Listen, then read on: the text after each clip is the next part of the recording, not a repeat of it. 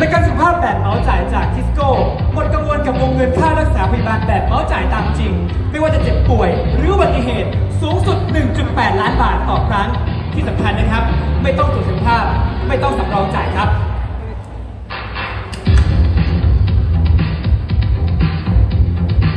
ยังมีครับนี่เลยครับประกันภัยโรคมะเร็งจ่ายทันที 100% ของทุนประกันภัยวงเงินค่ารักษาสูงสุดต่อเนื่อง1 ล้านบาทค่าเบี้ยคงที่ต่ออายุได้ถึง70 ปีโอ้ยคุ้มค่าจังเลย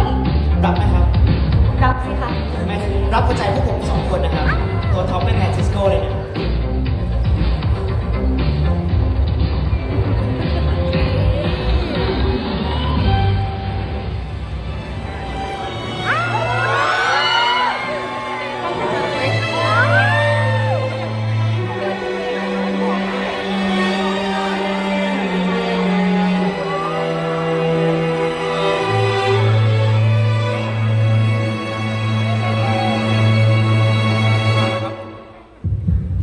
บางทีเธอจะยอมจะยังไงและฟังฉันสักหน่อย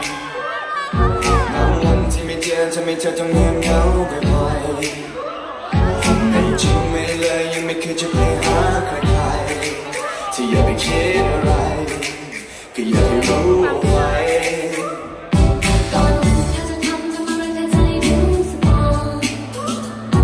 ตอนนี้เธอจะทำอะไรฉันใจหายตลอด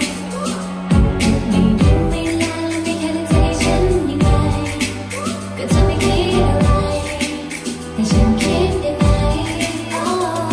ตอนกลางคืนมันแห้งไม่อย่างนั้นก็เด็ดขาดเฟซมันลงก็ไลน์ด้วยอย่าคิดมากอยากสื่อสารไม่ต้องพึ่งนกพิราบแค่คิดถึงทำแค่นั้นฉันก็สามจะไปอยู่ตรงหน้าจะไปหาแน่แน่เธอจะอยู่ที่ไหนจะเปิดไซเรนไปหาเธอแน่แค่คิดถึงฉันเอาไว้ไม่ได้อยากถามแต่แค่อยากรู้ว่าเธอยังรักฉันไหมอยู่ใกล้แค่นี้แบบเหมือนเธอนั้นห่างไกลแสนไกลใจเธอวันนี้ไปเป็นของใครหาไม่เจอ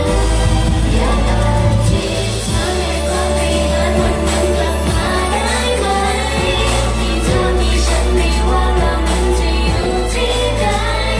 แค่ทำเธอหลงลืมต้องไรคงมีเธอช่วยดูแลกัน